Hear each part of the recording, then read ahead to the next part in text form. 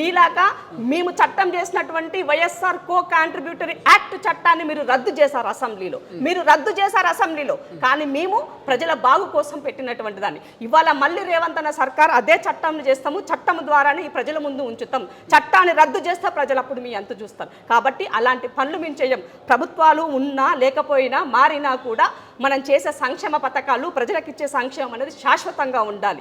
అది గవర్నమెంట్ అండి, అది గవర్నమెంట్ పాలసీ అవుతుంది. ఇవాళ ఓట్ల రాజకీయం కోసం మీరు చేశారు, ఇవాళ ప్రజల సంక్షేమం కోసం మేము నిలబడ్డాం. ఇది మాకున్నటువంటి చిత్తశుద్ధి. ఇంకొకటి ఫసల్ బీమా యోజన మీకు ఇందాక చెప్పిన దాంట్లో ఇది చూడండి, ఆర్టీఐ ఇన్ఫర్మేషన్ 2017-18 వరకే ఫసల్ బీమా యోజన ఉంది. తర్వాత 19 నుంచి అసలు ఫసల్ బీమా యోజన లేదు. ఇది ఎప్పుడు అంటే ఎలక్షన్లకి ముందు మాత్రమే జరిగినటువంటిది సెంట్రల్ గవర్నమెంట్. ఎస్, తర్వాత ఫసల్ బీమా యోజన లేదు. మీకు బ్లాంక్స్ కనబడుతున్నాయి ఇక్కడ. మరి నీకున్న చిత్తశుద్ధి ఏంటి? ఇది నేను చెప్తున్నది కాదు, నీ ప్రభుత్వంలో ఉన్నప్పుడు నువ్వు నాకు ఇచ్చినటువంటి ఆర్టీఐ లెక్కలు అయ్యాలని నేను ముందు పెడుతున్నా. ఇది కొత్తగా ఇందిరా శోభన్ రాసుకొచ్చినటువంటి లెక్కలు కాదు.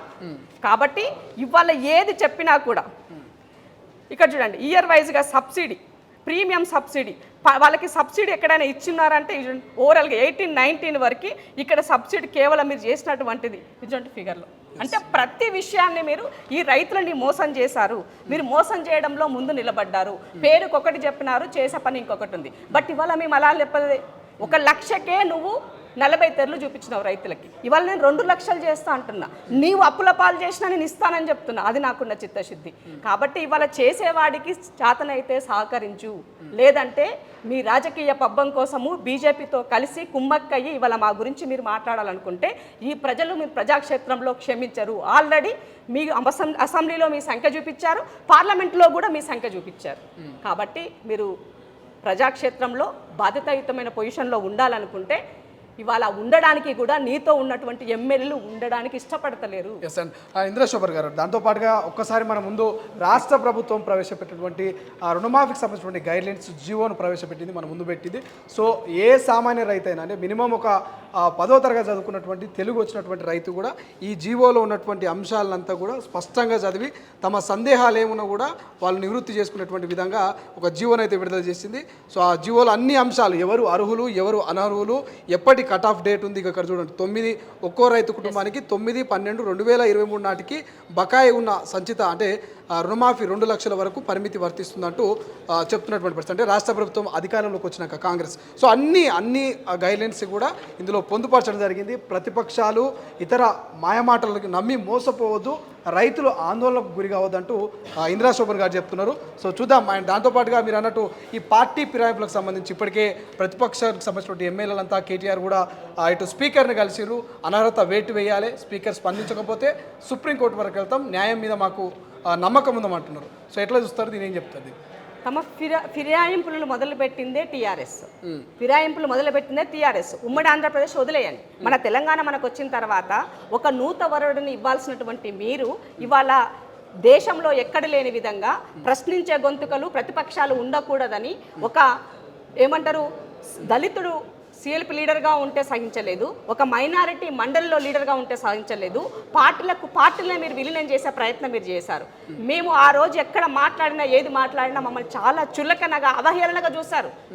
నేను ఫేస్ చేసిన చాలా డిబేట్లలో అవహేళన చేసి మీరు మాట్లాడినారు.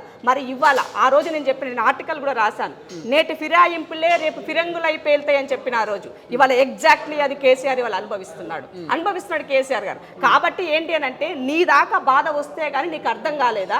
ఇవాళ నీకు స్పీకర్ గుర్తొచ్చారా? ఇవాళ స్పీకర్కి వెళ్ళి మీరు కంప్లైంట్ ఇచ్చారు. మరి మేము కూడా ఇచ్చామే గతంలో ఒక స్పీకర్ గారికి. మరి అప్పటికన్నా స్పీకర్ అందుబాటులో ఉన్నారా? స్పందించారా? చేయలేదు కదా. మరి ఇవాళ మీరు ఈ మనకందరికీ కూడా భావస్వేచ్ఛ ప్రకటన ఉన్నది. ఆర్టికల్ 21 ప్రకారంగా నువ్వు ఎక్కడైనా ఏదైనా నువ్వు మాట్లాడే స్వేచ్ఛ, ఎవరు ఎక్కడికైనా పోయే స్వేచ్ఛ ఉన్నది. కాబట్టి నీకున్నటువంటి హక్కులు మీరు వినియోగించుకోండి, మేమేం దానికి అడ్డుపడట్లేదే.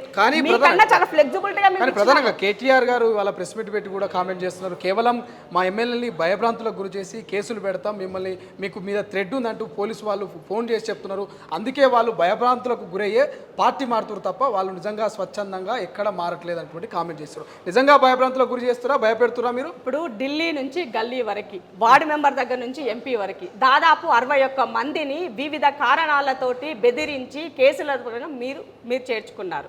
వాళ్ళకి ముడుపులు ఇచ్చారు, బిల్లుల కోసం అన్ని రకాలుగా మీరు ఫిరాయింపులు చేశారు. ఇవాళ మేము ఎవరినైనా పిలిచి అడగండి, ఎవరి దగ్గర ఓపెన్ డిబేట్ పెట్టండి, నిజంగానే ఏ ఎమ్మెల్యేనైనా ఇవాళ మీ దగ్గర ఉండేదానికి ఇష్టపడుతున్నాడా? మీ యొక్క నియంతృత్వ ధోరణి, మీరు చేసినటువంటి విధానానికే ఇవాళ అక్కడ ఉన్నటువంటి ఎమ్మెల్యేలు ఉండలేనటువంటి పరిస్థితిలో ఉన్నారు. ఒక్కనాడు ఎమ్మెల్యేలు గెలవలే, ఒక్కనాడు మంత్రి గెలవలే, ఎంతసేపు ఆ నలుగురు యొక్క పాలన కొనసాగింది.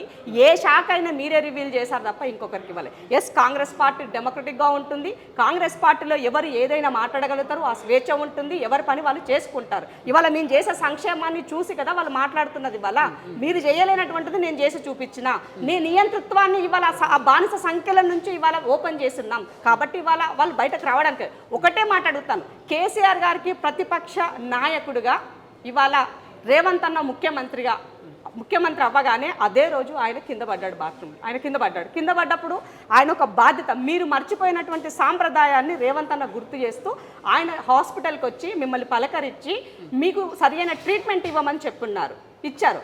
మీరు చేయలే ఆ పని, మేము చేసినాం అంటే నీకు ప్రధాన ప్రతిపక్ష నాయకుడు గౌరవించాం. కానీ ఎన్నడూ నువ్వు అసెంబ్లీకి రాలే, ఎన్నడూ సమస్యలు మాట్లాడలే, ఎన్నడూ దాని గురించి నువ్వు వివరించలే. అలాంటప్పుడు నీకు ప్రతిపక్ష నాయకుడు హోదా ఉంటే ఏంటి, ఉండకుంటే ఏంటి, దాంతో ఏం సంబంధం? నీకు అలంకరణ కోసమే కదా నీకు ప్రతిపక్షం కావాల్సింది. అలాంటప్పుడు ఎమ్మెల్యేలు నీ దగ్గర ఉండడానికి ఇష్టపడతలేరు కదా. ఈ రోజు వరకు కూడా ప్రజాక్షేత్రంలో ప్రజల సమస్యల పట్ల మీరు ఎన్నడైనా మాట్లాడినారా? మీకు ఎమ్మెల్యేలు పార్టీలు మారుతుంటే ఫామ్ హౌస్కి పిలిచి మాట్లాడినావు తప్ప ప్రజాక్షేత్రంలోకి వచ్చి నువ్వు మాట్లాడినావా? మాట్లాడలే. మరి నీకు నైతిక హక్కు ఎక్కడిదే అని అడుగుతున్నా నేను. అసలైన తొలి వెలుగు. ఫాలో వాట్సాప్ @తొలి వెలుగు official.